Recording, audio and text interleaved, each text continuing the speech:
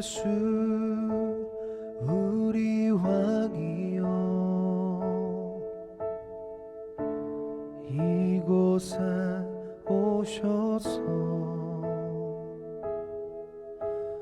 보좌로 주여 임하사 찬양을 받아 주소서. 주님을 찬양하오니 주님을 찬양하오니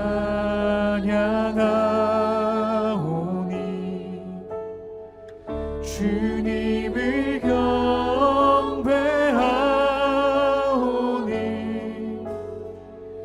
왕이신 예수여 오셔서 좌정하사 다스리소서.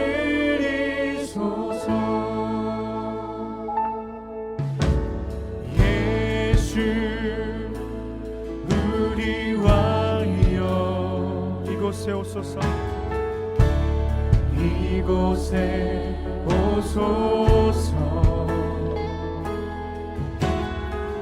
보좌로 주여 임하사 찬양을 받아 주소서. 주님을 찬양하오니 주님을 찬양하오니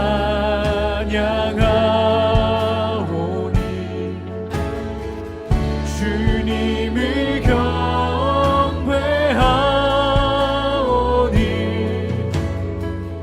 왕이신 예수여 오셔서 좌정하사 다스리소서. 예수 우리 왕이여 예수 우리 왕이여 이곳에 오소서. 이곳에 오소서. 보좌로 주여 임하사 찬양을 받아 주소서. 주님을 찬양하오니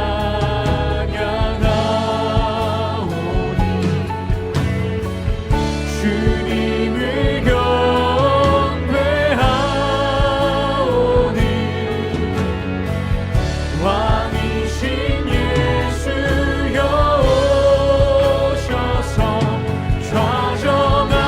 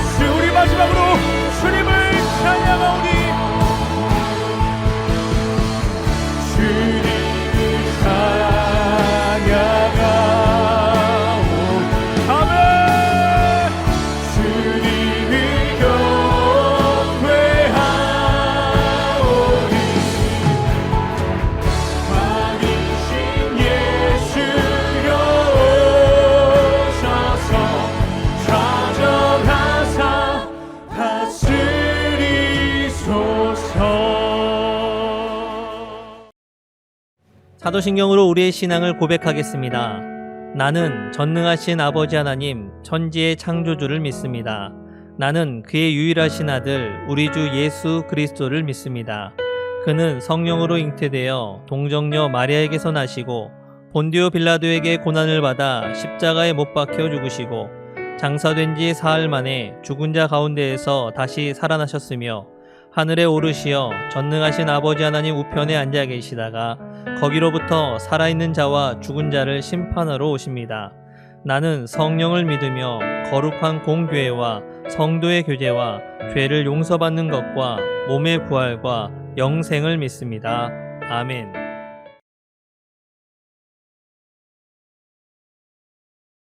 나의 가는 길 주님 인도하시네.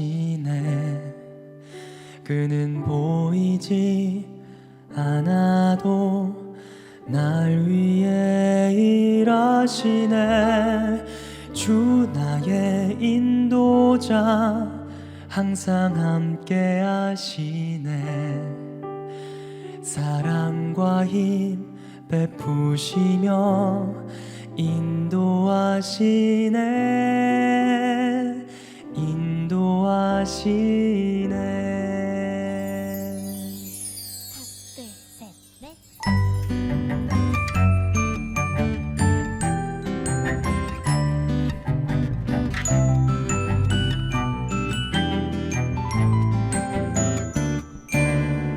나의 가는 길 주님 인도하시네. 그는 보이지 않아도 날 위해 일하시네. 주 나의 인도자 항상 함께 하시네. 사랑과 힘 베푸시며 인도하시네. 인도하시네. 광야에 길을 만드시고 날 인도해. 사막에 강 만드신 것 보라. 하늘 것 땅 변해도 주의 말씀 영원히 내 삶 속에 새 일을 행하리. 나의 가는 길 주님 인도하시네. 그는 보이지 않아도 날 위해 일하시네. 주 나의 인도자 항상 함께 하시네. 사랑과 힘 베푸시며 인도하시네. 인도하시네.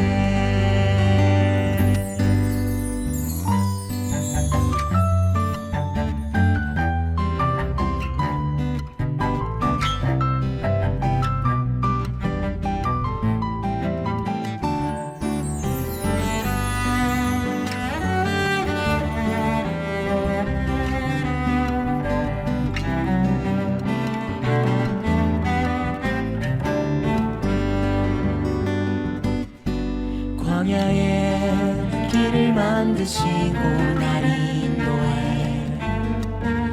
사막에 강 만드신 것 보라.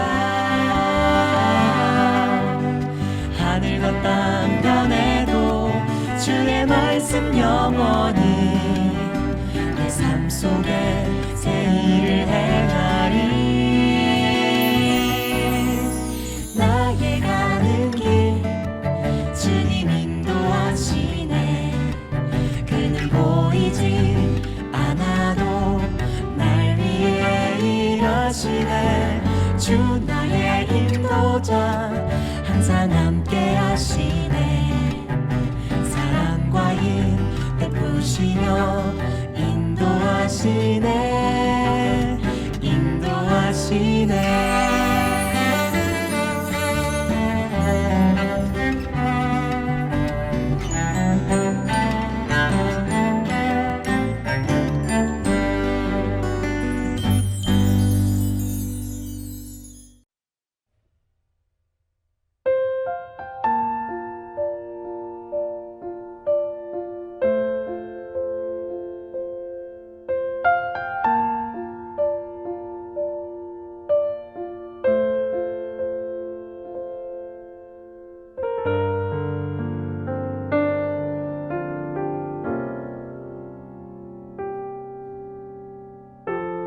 삶의 작은 일에도 그 맘을 알기 원하네.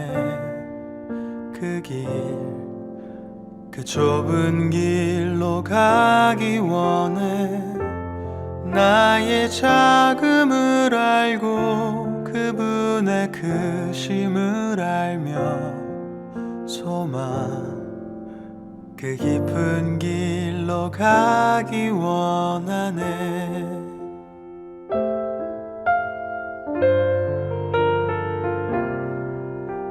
저 높이 솟은 산이 되기보다 여기 오름직한 동산이 되길. 내 가는 길만 비추기보다는 누군가의 길을 비춰준다면 내가 노래하듯이 또 내가 얘기하듯이 살길 난 그렇게 죽기 원하네. 삶의 한 절이라도 그분을 담기 원하네. 사랑 그 높은 길로 가기 원하네.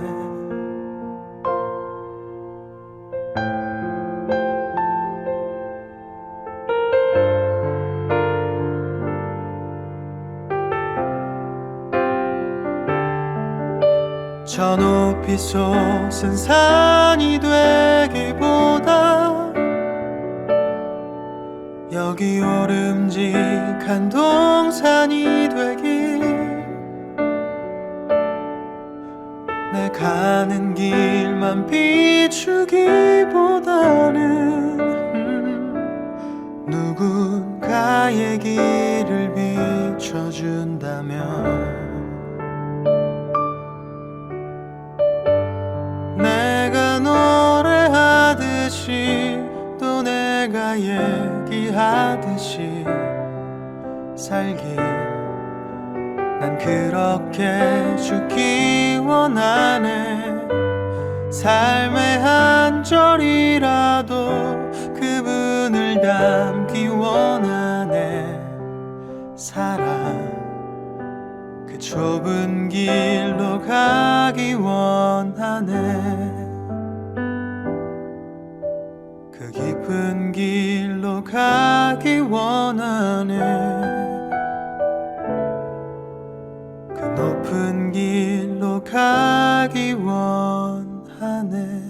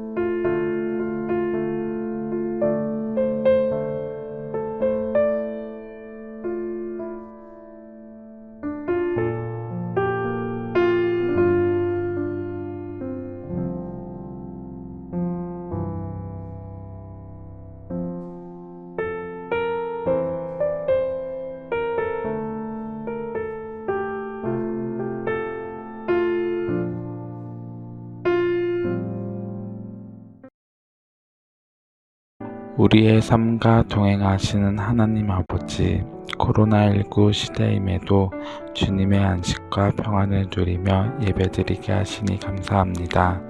대면 예배에서 함께했던 찬양, 만남과 교제가 그립고 아쉬운 마음이 있지만 제한되는 상황에도 주님과의 교제를 이어나갈 수 있게 하시니 감사합니다. 소망과 기쁨을 잃지 않고 어디서나 신령과 진정으로 예배드릴 수 있도록 인도해 주시며 코로나19 상황에서 고통받고 상처 입은 자들에게 자비의 손길로 회복시켜 주시옵소서. 주님의 말씀에 따라 살아가지 않고 세상과 동요하여 냉소적이고 이기적이었던 우리의 모습, 그리고 말씀보다는 세상의 환경에 시선을 두고 살아왔던 우리를 용서하여 주시옵소서. 이 시간 예배를 통하여 찬양과 말씀으로 무뎌져 갔던 그리스도인의 소명을 다시 깨닫게 하시고 마음을 바로잡아 말씀에 순종하도록 인도하여 주시옵소서. 이 예배를 준비하는 모든 이들의 손길을 기억해 주시고 말씀을 전하시는 심상익 목사님께 언제나 영육간의 강건함을 허락하여 주시옵소서. 시흥교회 청년부의 하늘의 신령과 은총과 축복을 채워주셔서 이 땅의 하나님의 통로로 사용되게 하시옵소서. 우리가 주님의 마음을 닮아서 개인의 욕심과 이기심을 떨쳐버리고 서로에 대한 배려와 사랑으로 함께 협력하여 지혜롭게 선을 이루게 하옵소서. 하나님의 은혜와 평강이 이 예배에 함께 하기를 소망합니다. 우리 구주 예수님의 이름으로 기원하였습니다. 아멘.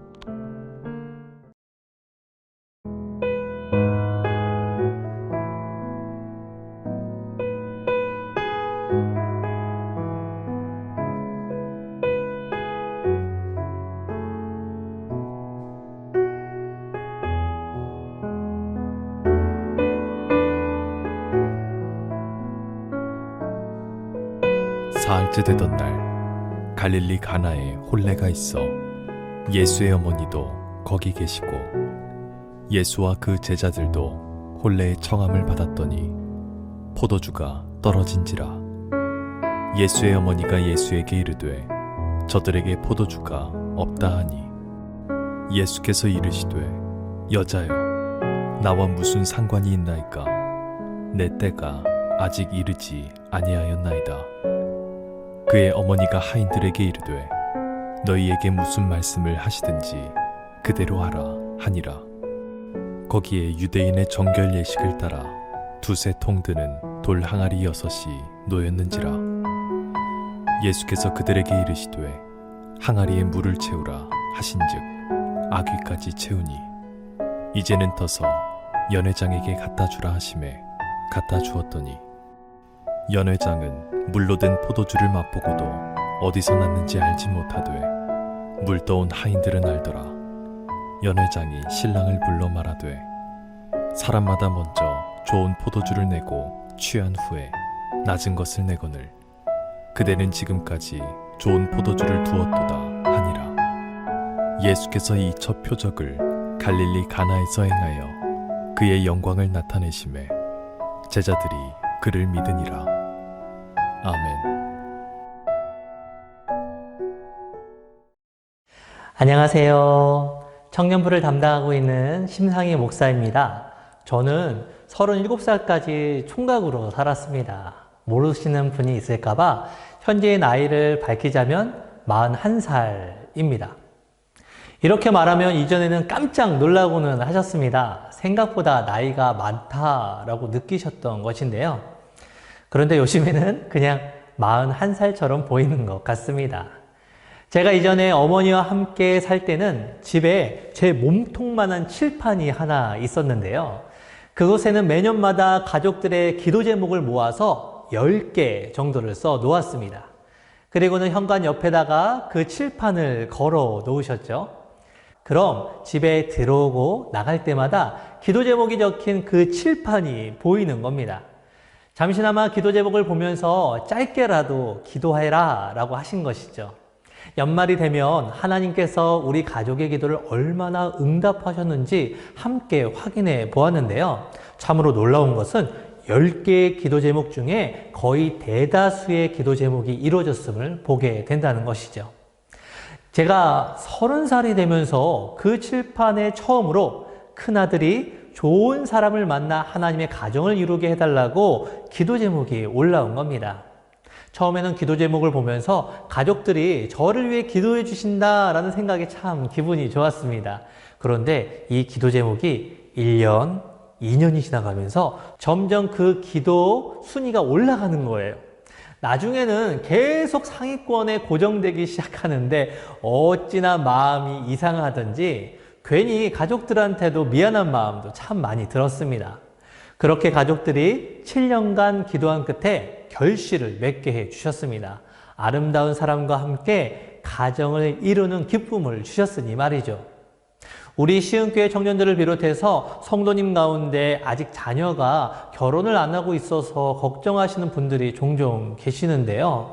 끝까지 포기하지 않고 하나님께 기도할 때 저에게 주셨던 동일한 은혜가 기도하는 모든 분들에게 있기를 간절히 소망합니다.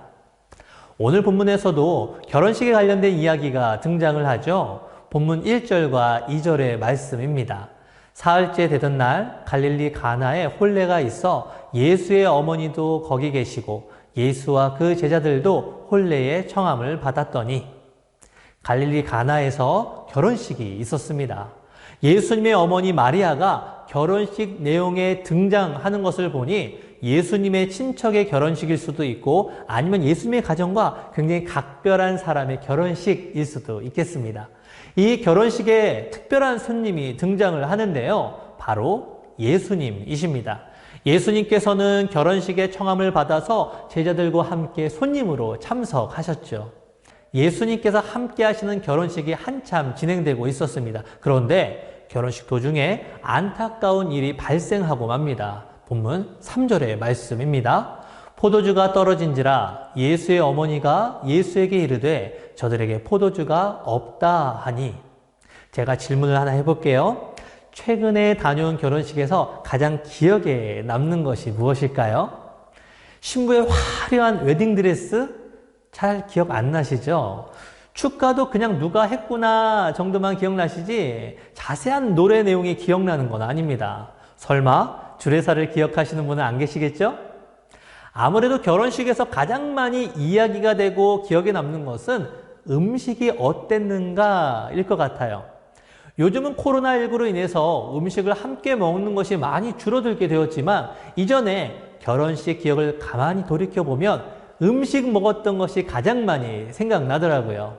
음식이 괜찮았으면 그 결혼식 준비를 정말 많이 했네. 음식이 조금 부실하면 준비가 조금 소홀한 것 같은데 이런 생각이 드는 것이죠. 그래서 저도 결혼식을 준비하면서 가장 많이 신경을 썼던 것이 음식이었습니다. 어떻게 보면 저마다 바쁜 일정 속에서 자신의 시간을 내어주셨고 그 마음을 담아서 기뻐하며 축하해 주시는 그런 시간이잖아요. 그래서 오신 분들에게 정말로 고마운 마음이 크기 마련인데요. 그 소중한 마음을 답례로 표현할 수 있는 것이 음식이기 때문에 음식 준비를 소홀하지 않도록 신경을 굉장히 많이 썼던 것이 기억이 납니다. 당시 이스라엘의 결혼식에서도 가장 중요한 것 중에 하나는 바로 먹는 것이었습니다. 우리나라 조금 다르게 이스라엘은 결혼식을 적어도 일주일 이상 하는 것이 관례였습니다. 지금 우리나라 결혼식은 아무리 먼 곳에서 오셔도 몇 시간이면 도착하시지만 당시 이스라엘에서는 결혼식에 오기 위해서 며칠이 걸려서 오는 손님도 있기 때문에 긴 시간을 들여서 결혼식을 진행했습니다. 또한 온 동네 사람들이 함께 모여서 축하해주는 동네 축제이기도 했기에 긴 시간에 걸쳐서 결혼식을 하게 된 것이죠. 이렇게 긴 시간 축제와 같은 결혼식을 진행하기 위해서 그리고 많은 사람들이 함께 이 잔치를 즐기기 위해서 반드시 풍성하게 준비해야 하는 것이 있었는데요. 바로 포도주였습니다. 이 포도주가 중간중간 떨어진다는 것은 우리로 말하면 결혼식에 왔는데 그 식당에 밥이 없어서 손님을 밥도 대접하지 못하고 그냥 가게 만드는 것과 같은 것이죠. 그럼 손님에게 준비성이 부족한 결혼식으로 기억이 남을 겁니다. 손님들에게 큰 결례를 끼치게 되는 것이죠. 그런데 본문에서 예수님이 참석하신 그 결혼식에 포도주가 똑 하고 떨어지는 일이 일어난 것이죠. 지금이야 포도주를 근처 편의점에 가서도 사올 수 있는 시대가 되었지만 당시 포도주를 쉽게 구한다는 것은 정말로 어려운 일이었죠. 포도주란 것이 발효 시간이 필요한 것이잖아요. 미리미리 이곳저곳에서 준비를 해야만 했습니다. 갑작스럽게 포도주를 준비한다는 것은 정말 상상도 못할 일이었죠. 두 사람이 서로 사랑하여 모든 사람들에게 평생을 함께하겠다고 알려드리는 그 인생의 귀중한 날에 평생을 두고 욕먹는 날로 기억이 된다면 얼마나 안타까운 일일까요? 이런 상황에서 예수님의 어머니 마리아는 예수님께 부탁을 합니다. 결혼식에 포도주가 없다라고 말이죠. 하나님의 아들이신 예수님께서 이 난처한 상황을 극복하게 해주시길 바라는 그런 마음이었을 겁니다. 이 말을 듣고 예수님은 어떻게 반응하셨을까요? 4절 말씀입니다. 예수께서 이르시되 여자여 나와 무슨 상관이 있나이까 내 때가 아직 이르지 아니하였나이다. 예수님의 반응을 보니까 우리가 평소에 알던 예수님과 무척이나 다릅니다. 이 결혼식이 나와 무슨 상관이 있냐라고 말씀하세요. 작은 일에도 관심을 가져주실 것만 같은 예수님께서 참으로 무심하게 대답하시는 것으로 보입니다. 게다가 예수님이 아들이잖아요. 그 아들의 입장에서도 어머니께 드리는 말씀으로 좋은 대답은 아닌 것만 같습니다. 상황이 조금 힘들지만 제가 방법을 한번 강구해 보겠습니다 라든지 아니면 능히 제 능력으로 이 상황을 극복해 보겠습니다 라든지 이런 답을 드려야 할 것 같은데요. 예수님의 반응은 우리 예상과 너무나 다른 거죠. 마치 제가 나설 때가 아닌데 왜 어머니가 이렇게 나서냐는 듯 그런 무뚝뚝한 느낌이 가득하죠. 그런데 이러한 예수님의 대답을 들었던 마리아의 반응이 더욱더 흥미롭습니다. 5절의 말씀입니다. 그의 어머니가 하인들에게 이르되 너희에게 무슨 말씀을 하시든지 그대로 하라 하니라. 마리아에게는 이 결혼식이 보통의 결혼식이 아니었던 것 같습니다. 이 결혼식의 실수가 마리아에게도 중요한 일이었던 모양입니다. 이 난감한 상황을 어떻게든 극복해 보이겠다는 그 의지가 가득 보입니다. 그래서 예수님께서 부정적인 대답을 하셨지만 마리아는 그런 예수님의 대답에 전혀 아랑곳하지 않습니다. 그리고 마치 예수님께서 어떻게든 해결해 주실 것이라는 것처럼 행동을 하죠.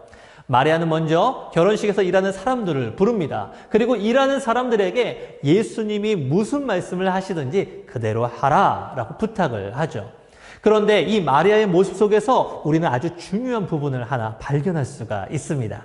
예수님께서는요, 분명 이 결혼식에 손님으로 오셨습니다. 맞아요. 손님은요, 결혼식에서 이래라 저래라 할 권한이 없습니다. 그런데 마리아는요, 예수님을 단순히 손님으로 놓아두지 않았다는 거예요. 일하는 사람들에게 명령할 권한을 주었습니다. 하인들에게 명령할 권한은 누구에게 있는 걸까요? 바로 주인에게 있는 것이죠. 즉 마리아가 무슨 말씀을 하시든지 그대로 하라. 이 말을 통해서 예수님을 손님이 아니라 주인의 신분으로 바꾼 것이에요. 사도행전 2장 36절의 말씀을 보면 하나님께서 예수님을 이 땅에 보내신 이유에 대해서 이렇게 말씀합니다. 그런즉 이스라엘 온 집은 확실히 알지니 너희가 십자가에 못 박은 이 예수를 하나님이 주와 그리스도가 되게 하셨느니라 하니라. 예수님이 이 땅에 오신 이유가 무엇인가요? 예수님은 우리에게 주와 그리스도가 되기 위하여 오셨습니다. 그런데 우리는 보통 구원자 대신 그리스도 예수님만 기억합니다. 예수님께서 이 땅에 오신 이유는 우리를 구원하실 뿐만 아니라 우리의 주님 되시는 것도 포함됨을 우리는 기억해야 하죠. 만약 우리가 구원자 예수님만을 기억하고 있다면 우리는 반쪽짜리 신앙에 머물러 있는 것이에요. 오늘 본문에서 예수님께서 결혼식의 주인이 되셨을 때 비로소 예수님께서 이 결혼식에 개입하시는 것을 볼 수가 있습니다. 7절과 8절의 말씀입니다.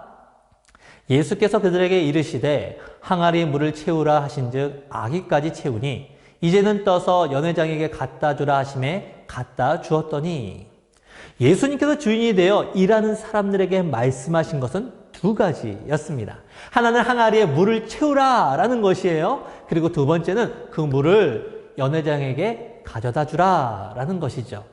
첫 번째 말씀, 그다지 어렵지 않습니다. 그래서 이 성실한 사람들은요, 예수님의 말씀대로 항아리에 물을 아기까지 가득 채웠습니다. 그런데 예수님께서 두 번째로 하신 말씀이 조금 어렵죠? 아기까지 채웠던 항아리, 그 항아리의 6절 말씀을 보니까 정결 예식을 위한 항아리라고 표현되어 있습니다.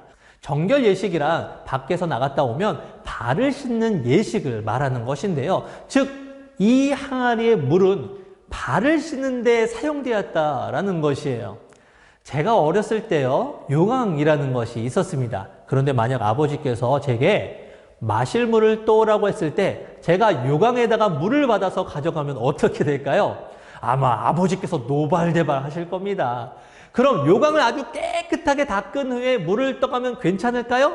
아니죠. 그렇게 하면 저는요, 정말 예의도 모르는 나쁜 아들이 될 겁니다.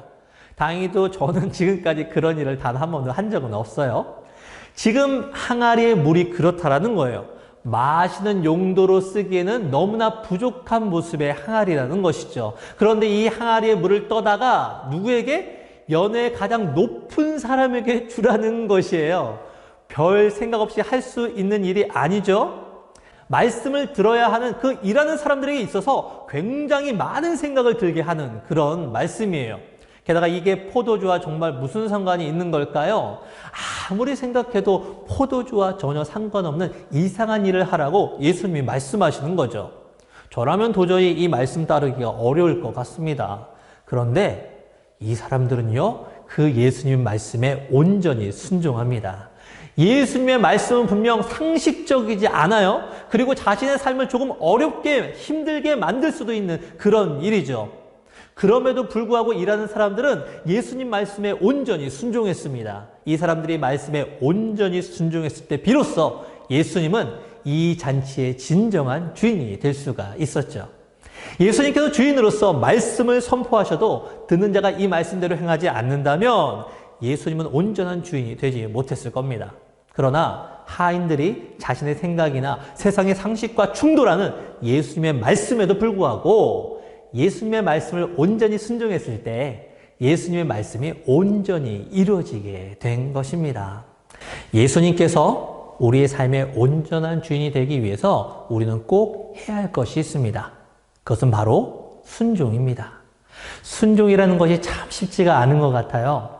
예수님과 내 생각과 다르고 예수님이 세상의 방식과 다르게 말씀하실 때가 참으로 많기 때문입니다. 그래서 우리는 수많은 선택의 기로에서 예수님의 말씀대로 선택하지 못할 때가 참으로 많죠. 그러나 우리의 삶에 예수님께서 참된 주인이 되기 위해서는 우리의 것을 내려놓고 순종해야 합니다. 그래야 예수님께서 우리 인생의 주인 되실 수 있습니다. 마지막 결과를 볼까요? 먼저 10절의 말씀을 읽겠습니다. 말하되 사람마다 먼저 좋은 포도주를 내고 취한 후에 낮은 것을 내거늘 그대는 지금까지 좋은 포도주를 두었도다 하니라. 이 말은 연회장이 하인들이 가져온 물을 마시고 한 말입니다. 연회장이 주었던 물은 어느새 포도주로 변하였습니다. 그냥 포도주가 아니었습니다. 지금까지 먹어보지 못한 가장 좋은 포도주였습니다. 예수님께서 주인 되셨을 때 세상은 비교할 수 없는 가장 좋은 것을 우리에게 주신다라는 말이에요. 사람의 연약함으로 엉망이 될 뻔한 결혼식이었습니다. 그러나 예수님이 주인이 되시니까 가장 좋은 포도주를 대접한 결혼식이 되었습니다. 그런데 이것보다 더욱 중요한 결과가 있습니다. 9절의 말씀입니다. 연회장은 물로 된 포도주를 맛보고도 어디서 났는지 알지 못하되 물떠온 하인들은 알더라. 오늘 말씀에서 이렇게 말합니다. 아무리 높은 위치에 있을지라도 실제 그 연회의 주인일지라도 예수님께서 하신 일이 무엇인지 깨닫지 못했다라고 말입니다. 오직 그 사실을 안 사람들은 누굴까요? 결혼식에서 온갖 잡다한 일을 감당하는 일하는 사람들이었습니다. 그들이 예수님 말씀에 순종했을 때 오직 그들만이 이 은혜가 예수님께서 역사하심이라는 것을 깨닫게 되었습니다. 예수님의 놀라운 역사를 깨닫는 것은 오직 순종하는 자들의 것입니다. 순종을 통해 예수님의 역사를 경험하고 그 경험은 더욱 견고한 믿음으로 더하여지게 되고 그 믿음으로 말미암아 더 큰 순종을 낳게 됩니다.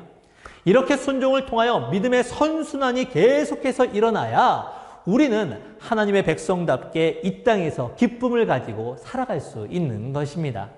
이렇게 좋은 결과가 있음에도 우리가 온전히 순종한다는 것은 정말 어렵습니다.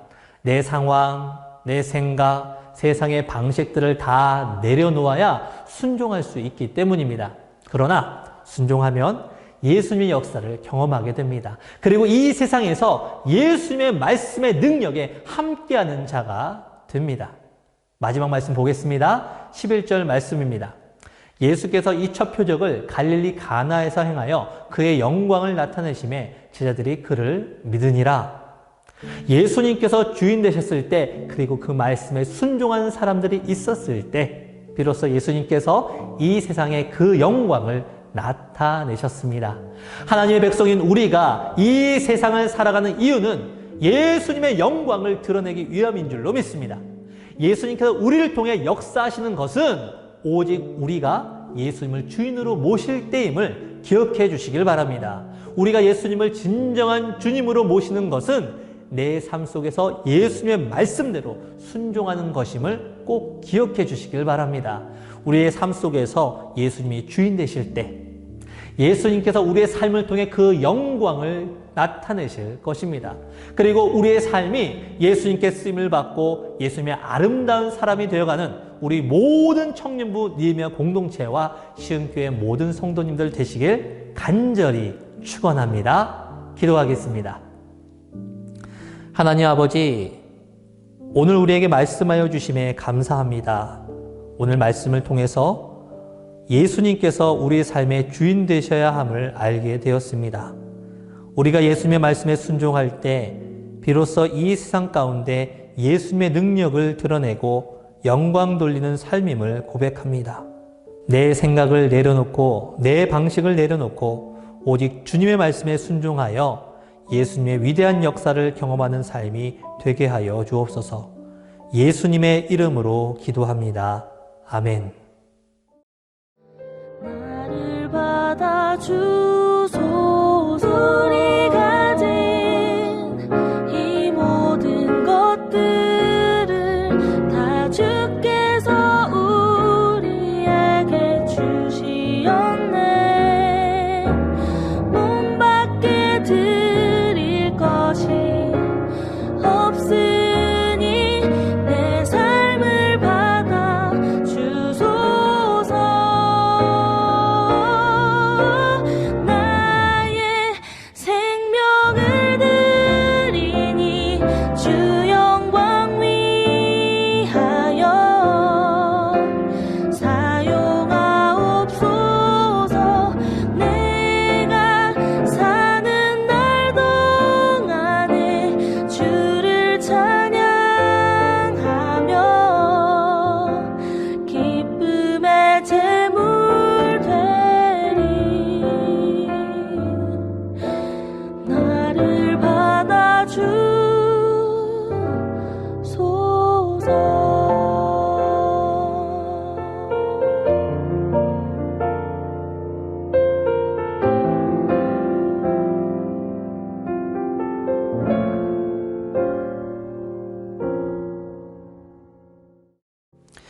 오늘도 우리에게 진리의 말씀을 전해주신 하나님 아버지, 우리를 세상 가운데서 불러주셔서 하나님을 예배하게 하시고 그 말씀을 통해 우리가 믿는 주님의 뜻을 깨닫게 하신 모든 은혜에 감사를 드립니다. 우리의 몸과 마음은 오직 주님의 것이라 다시 고백합니다. 예배와 찬양 그리고 기도를 통해 주님께 드린 우리의 삶을 받아주시고 우리가 세상의 가치가 아닌 주님이 말씀하신 바를 순종하는 삶으로 인도하여 주옵소서. 세상에서 사는 동안에 눈을 들어 주님을 바라보고 주님께서 보여주실 그 능력을 기대하며 그 은혜를 고백할 때마다 주님께서 우리에게 행하시는 놀라운 역사를 경험하는 삶이 되게 하여 주옵소서.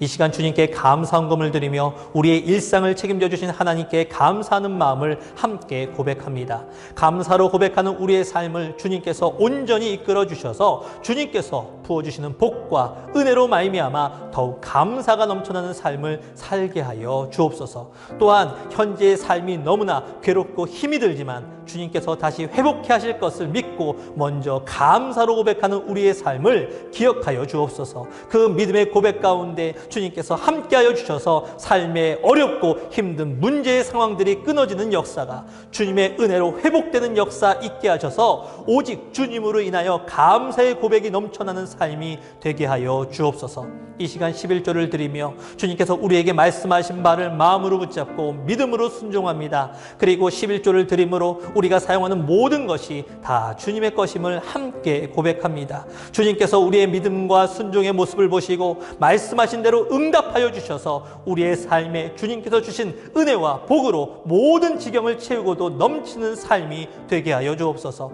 그리고 그 복과 은혜로 말미암아 내 삶에 만나는 모든 사람들과 함께 주님의 풍성한 복을 누리는 삶으로 이끌어 주옵소서. 코로나19로 더욱 힘겨워진 세상 속에서도 주님께서 우리 청년부 니에미아 공동체와 시흥교회 가운데 함께 하셔서 소망의 삶으로 변화시켜 주실 것을 기대하오니 새로운 계획을 준비하는 이들에게 성실과 지혜를 더해 주시고 새로운 가정을 이루기에 준비하는 자녀들에게 좋은 만남을 허락하여 주시며 하나님의 비전을 바라보는 우리 모두에게 하나님의 나라를 경험하는 역사 더하여 주옵소서.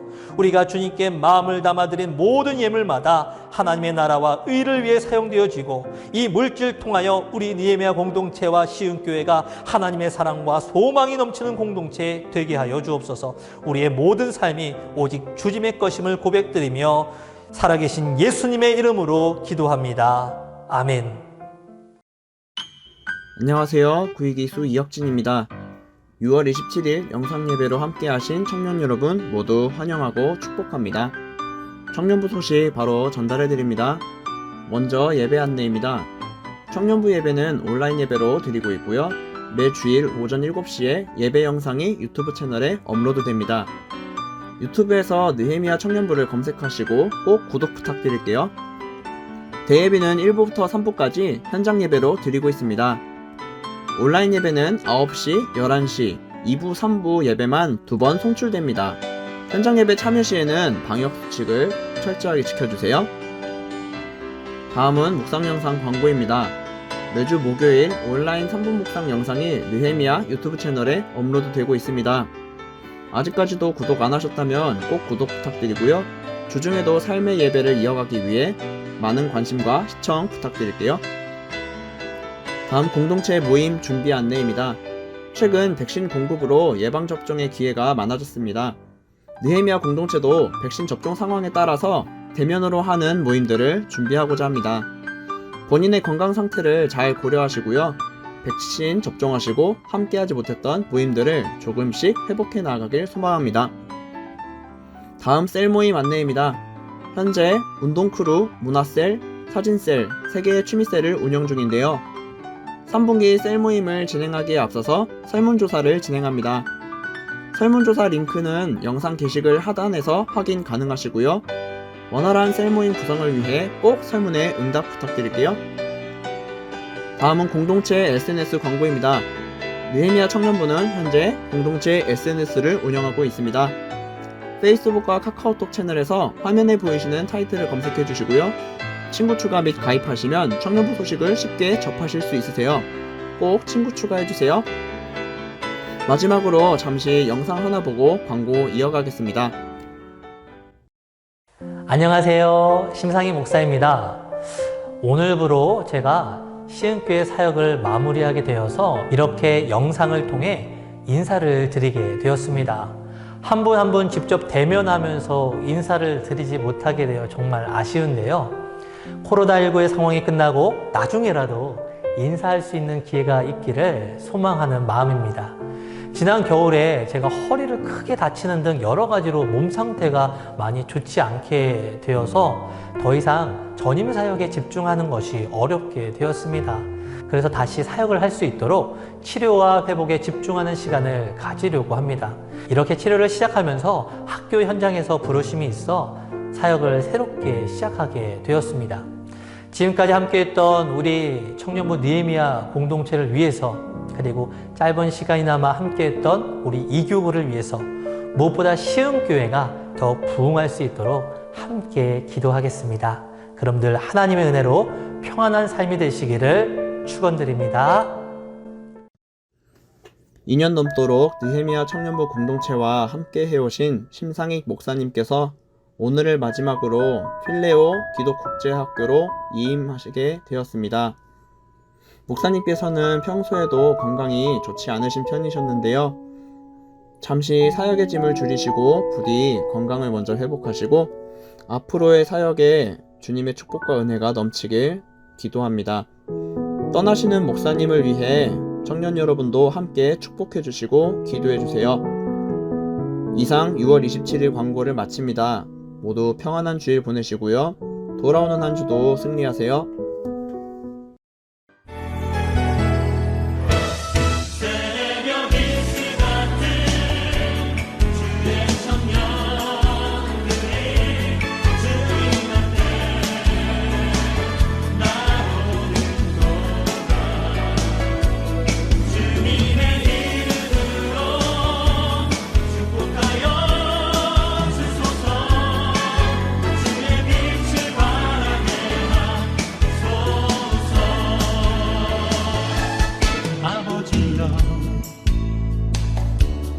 당신의 이름 부르소서. 예수님이여 주의 보혈로 덮으소서. 거룩하신 성령님이여 권능으로 임하소서.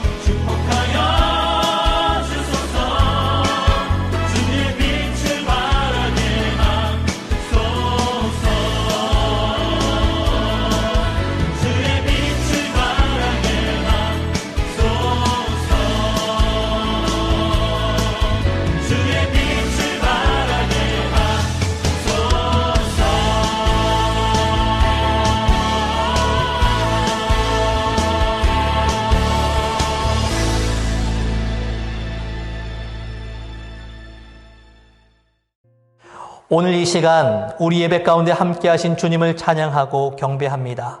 우리 모두는 오직 주님의 말씀을 듣고 그것을 기준으로 살아가는 하나님의 백성임을 고백합니다. 주님께서 말씀하신 바를 마음에 담고 성령님의 도우심을 통하여 이 세상에서 능력과 지혜 그리고 주님의 권세를 가지고 살아가는 삶이 되게 하시고 주의 말씀에 순종함으로 성령의 열매를 맺는 우리 모두의 삶이 되게 하여 주옵소서. 세상에서 살다가 세상적 가치로 인해 흔들리는 우리의 모습이 있습니다. 불안한 미래 속에서 주님에 대한 믿음이 흔들려 우리에게 걱정과 염려의 마음이 들 때도 있습니다. 이 연약한 우리의 삶 가운데 다시 주님을 간절히 부르짖고 기도할 때마다 우리와 함께 하신 주님께서 이 모든 것을 물리쳐 주실 줄로 믿사오니 우리의 삶의 모든 질병과 아픔과 고통의 상황들이 나사렛 예수의 이름으로 떠나가게 하시고 우리의 모든 삶의 여정마다 회복에 회복을 더하여 주옵소서. 무엇보다 우리의 증인된 삶을 통하여 죄와 죽음에 매여 있는 사람들이 하나님의 백성들로 회복되는 은혜를 구하옵나니 우리의 삶의 지경마다 주님께서 역사하여 주셔서 하나님의 나라가 이 땅 가운데 아름답게 확장되는 일을 바라보며 기뻐하는 삶을 살게 하여 주옵소서. 지금은 예수 그리스도의 풍성하신 은혜와 하나님의 끝이 없는 사랑과 성령님의 인도하심과 교통하심의 역사가 이 세상에서 오직 주님의 말씀에 순종함으로 말미암아 예수님만이 내 삶의 주님 되심을 고백하며 나아가는 시흥의 모든 청년들 위에와 이 예배를 드리는 모든 성도님들 위에, 하나님의 나라를 이 땅에 세우기로 다짐하는 청년부 니에미아 공동체와 시흥교회 위에, 그리고 자신의 삶을 드리며 열방으로 나아간 모든 선교사님과 그 가정 그 사역 위에 이제로부터 영원토록 함께 하시옵기를 간절히 축원하옵나이다. 아멘.